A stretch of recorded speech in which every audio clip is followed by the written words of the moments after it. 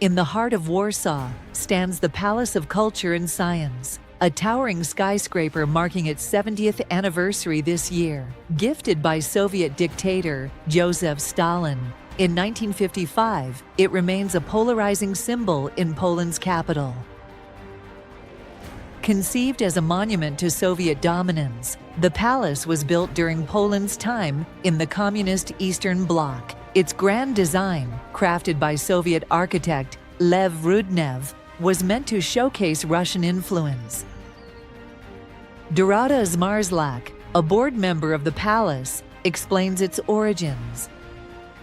Already in April 1945, Poland was asked by the Russians, would you like us to help you in the rebuilding of Warsaw? Only in 1951, Stalin, as stories tell Stalin himself came up with the idea that Warsaw should have such a high dominating palace in the center of the city to show this Russian friendship or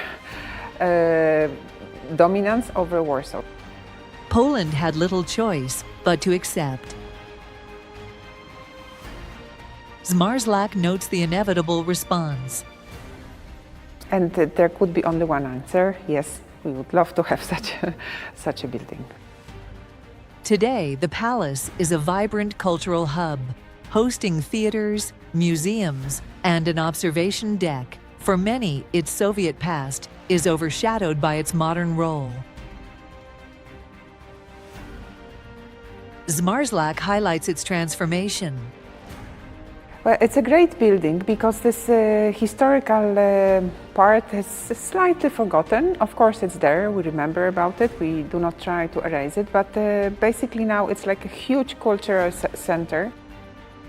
For Warsaw's younger generation, the palace is simply a landmark, a place to meet friends or enjoy cultural events. Zmarzlak reflects on this shift in perception. The younger generation doesn't look on the palace as the sign of the Soviet dominance. For them, it's just a place that has always been there. It's a place that is like a permanent part of Warsaw. It's the center of Warsaw. It's a place where you go to experience something or simply where you go to meet your friends. But for older Poles, the palace carries heavier memories. 89-year-old pensioner Zygmunt Kowalski recalls the cost of its construction. It's a shame for Warsaw that they demolished half the district, as you know, right? Well, they built one of these, whether we wanted to or not. Kowalski sees it as a reminder of a painful past. Future generations will have it. It will be material evidence that a communist regime once existed here, that it built such a grandstand, that this was the square where tanks, troops, artillery, everything was here. The earth trembled. Yet, for 23-year-old student Carol Loss, the palace is a symbol of Warsaw's identity. For me, it's truly a symbol of Warsaw. I can't imagine Warsaw without the Palace of Culture. So, in that respect, I think that how young people perceive the Palace of Culture will be completely different from the older generation.